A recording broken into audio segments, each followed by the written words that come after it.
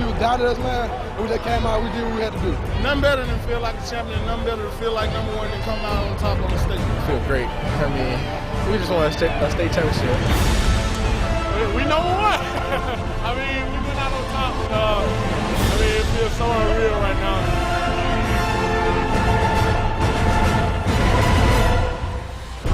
Coming up on a wild Week 14 of the End Zone, we meet again in the playoffs. Baldwin and East Webster playing the same script as for the road team's dominance. And the top of the class in 5A and 6A. That's West Point and Tupelo. Both teams win at it tonight. One team is staying home. And all area showdowns in Class 4A. Boy, we had some big-time games and highlights. We'll recap it all next. The WCBI EndZone Show with Robbie Donahoe and Tom Ebel is brought to you by OCH Regional Medical Center, Carl Hogan Toyota, East Mississippi Community College, and Max South. Welcome into a wild and wacky edition of the End Zone. Week 14 presented by OCH Regional Medical Center, Carl Hogan Toyota, East Mississippi Community College, and Max South also joining us as well tonight. I'm Robbie Donahoe. That is Tom Ebel. Hopefully you know us by now. It's been 13 weeks. Get with the time. No excuse. I mean, no excuses at this point. This is one of those nights where we try to put it into words what happened. I'm not sure we really can. There's so many outcomes and there's so many highlights that I can't begin to try to explain what occurred this evening. The scores were wacky. The weather was wacky. Yeah. Everything just wasn't. A lot of, I mean, some of them went the way they were supposed to go, Some but a of lot them.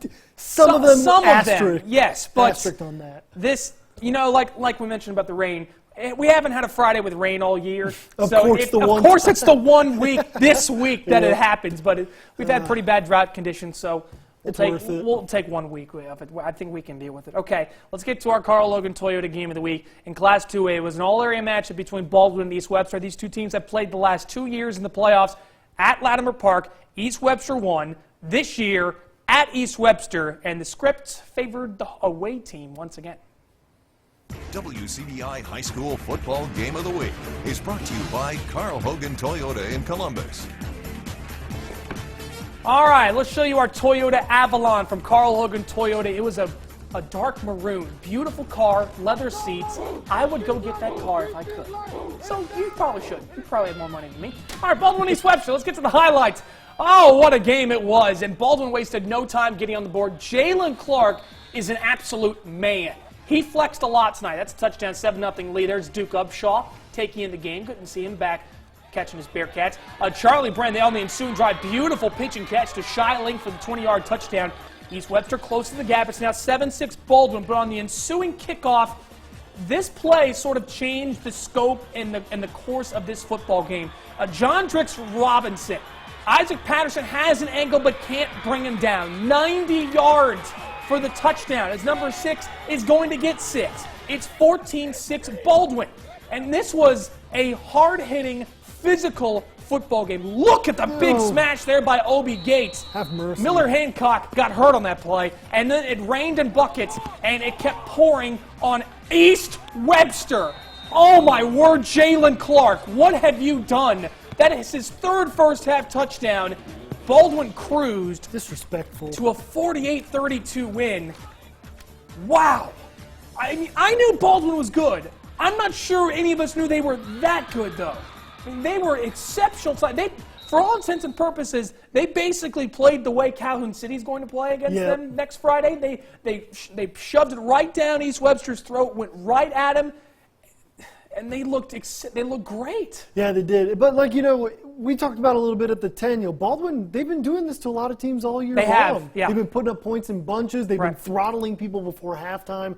So they just kept the train rolling this time around. I will say, I mean, if there's any solace to take from East Webster, they are an incredibly young team, and they're going to be really good next year as well because you got a quarterback coming back in Charlie Brand, plenty of those guys you see on offense and defense. That whole offensive and defensive line, I think they're just about sophomores and juniors except for 2. So it may just be Baldwin's year. It could be. It could very well be Baldwin's year. We'll talk more about 2A later on the show. How about 6A? We thought it was Tupelo's year. It was. We did think it was Tupelo's year, and the same thing with Baldwin. The road team came in. The road team, man. What's going on? Laid no mercy. Weird Madison night. Central heading into Tupelo. They draw first blood. That's FAU commit Jack Walker to Jarian Roberts for 50 yards. Jack Walker's really good. For the touchdown. Madison, that's really the biggest offensive play of the game. You know, Tupelo would respond here. Stephon McGlone, this was the second biggest offensive play in the first half. McGlone, look at the big fella rumbling. Following his blockers. Big man keeps rolling. Gets a 35-yard gain, but Madison Central would come up with the big stop inside the 10, and that would lead to a Josh Smith field goal. These would be Tupelo's only points in the first half. Maybe Tupelo's only points for the second and third quarter as well. Madison Central goes in and dominates the prior undefeated Tupelo. That's a shocker. 38-17. So the magic season for the Golden Wave ends in heart. Man, really. that's a tough way to end the season. But gosh, what a great season for Tupelo. Clinton won this game in overtime, 27-21 over Warren Central. So your 6A brackets.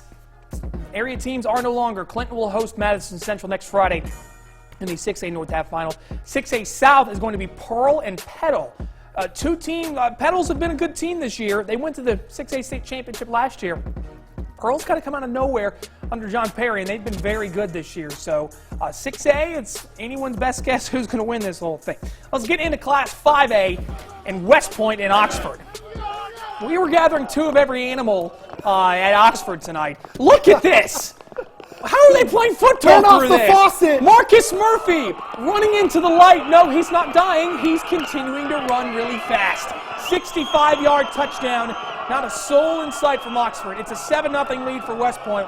We're just getting started here because the Green Wave just getting warmed up. And defensively, my goodness, defensively, West Point just shut down anything that the Chargers could do. And then just one more time, here comes the run game. Chris Calvert, good to see number 3 back. His first game since September 9th. He's been out since then because of injury. He had 3 touchdowns this evening. West Point puts it on Oxford. It says waves goodbye to Oxford as the Chargers go up to 6A. West Point wins at 41-0. And they will face Lake Cormorant. The Gators defeat Clarksdale 24-13. So West Point in the 5A North bracket, West Point will host Lake Cormorant for the 5A North half final next Friday. And 5A South, it's a battle of Goliaths between Laurel and Picayune. And those two teams are going to score a whole ton of points next Friday as 5A still up. Let's go to 4A. This is Amory and Lafayette. This game just went final, by the way. This game didn't start until 8:15, I believe, because there was so much rain. And this is a pretty good start here. Emmanuel Jones for Amory taking off.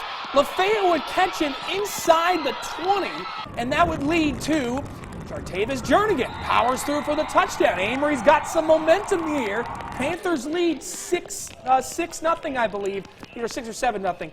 Honestly, at that point, it didn't really matter because Lafayette was just punching it down Amory's throat. That's Jamarcus Quarles, I believe, running with the football. That's a first down for Lafayette. Willard giving it off for another touchdown here for the Commodores. This scoreline just stunning. 51-13. Commodores are moving on. And who do they face? The winner of this game, Noxubee and Pontotoc. Final game for Tommy Morton at the field that adorns his name. He's coach of Pontotoc for 29 years. What a way for him to send him out of here. Noxubee's, remember, has the back-to-back state champs. Here on Monty Clark, Javarcus Walker for the touchdown. Tigers take a 7-0 lead. Now Pontotoc going to work on offense. Jacob Carter, Austin Morphus. Drive would stall, though, so back to the offense for Noxubee County. It's more aerial attack. Armani Clark, Javarcus Walker. Two guys hooked up for a touchdown earlier. This one's a big play inside the 30, and then 2 plays later, Clark going back to the air. Keziah Pruitt just running straight fly to the end zone. 14-0 Noxubee. They led 14-7 at the half. Second half, it just gets weird. This is a pick for Chadarius McIntosh. The Warriors have a 22-20 lead, and to finish it off on 3rd and 20. Screen! Austin Morphus from Jacob Carter. You know, Morpheus, I believe, is the Greek god of dreams. So let's just call this the stuff of dreams. Austin Morphus, a touchdown, is your winner. Pontotoc's going to go play for the 4A North at final for the first time since '97 on the final game for Coach Tommy Morton at Tommy Morton Field. 29-20, Pontotoc. Wow. How about that? Congratulations to the Warriors. They will be at Lafayette next Friday. That's Going to be a heck of a matchup. Lafayette has been beaten up on teams left and right in the playoffs lately. So Pontotoc, a chance to stun everyone if you're able to win that one. You already stunned everyone beating Knoxville. You can go ahead and do it again, play Lafayette. Who knows what's going to happen. 4A South, by the way, Poplarville has been beating teams left and right, much like Lafayette. They're going to take on Purvis. Remember, St. Stanislaus, they lost last week. They were the favorite to come out of the South. So it's anyone's best guess who's going to come out of 4A South. So we are down to the final four in 6A, 5A, and 4A. But we're also at that point in the other classifications, which we're going to talk about those classifications when we come back. Class 3A. The Viking voyage continues for North Pontotoc, where they bid, I'm sorry, Velma Jackson. In a way, at some way, North Pontotoc had a chance in this game at many points. And then a city rises. That's Calhoun City. The Wildcats, they haven't played a close game in months, and they didn't play one tonight. And we'll also have the bracket breakdown. East Webster, Bassfield, they played for the 2A state title last year. We'll be doing that this year. We'll break it all down when we come back.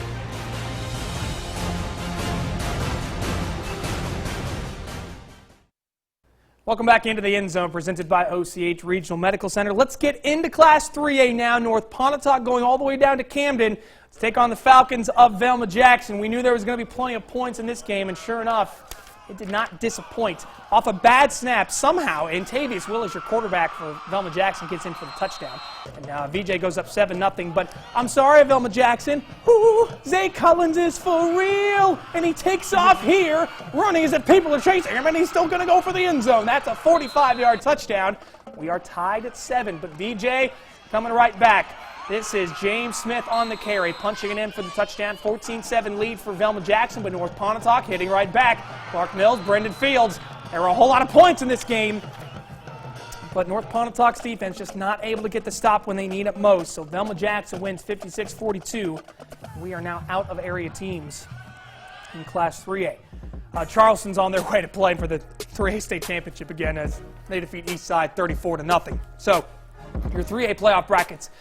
Charleston will have to go to Velma Jackson, by the way. That's not going to be an easy trip for the Tigers. VJ can score a ton of points, so that's going to be a fun one to watch. And then in 3A South, Raleigh's going to go to Kemper County. Those are two of the best teams in 3A South. Hazelhurst, by the way, was undefeated and the #1 team in 3A coming into tonight. And Raleigh put the beat down on them. So it's going to be a fun one between Kemper County and Raleigh in Class 3A. To 2A we go. What about 2A? Here's 2A. Another team that's just been putting a pounding on everyone. Yeah. Calhoun City, West Bolivar's coming to town.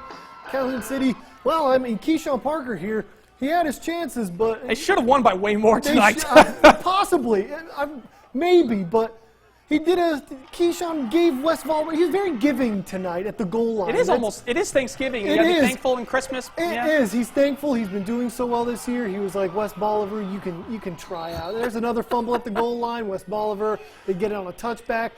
But Calhoun City, they keep on rolling. This one, the Tyrese Quinn's going to take it inside the 10-yard line. And Keyshawn says, enough of the giving. Time to have my own thanks. Keyshawn's going to run in. There's no fumbles involved with this one.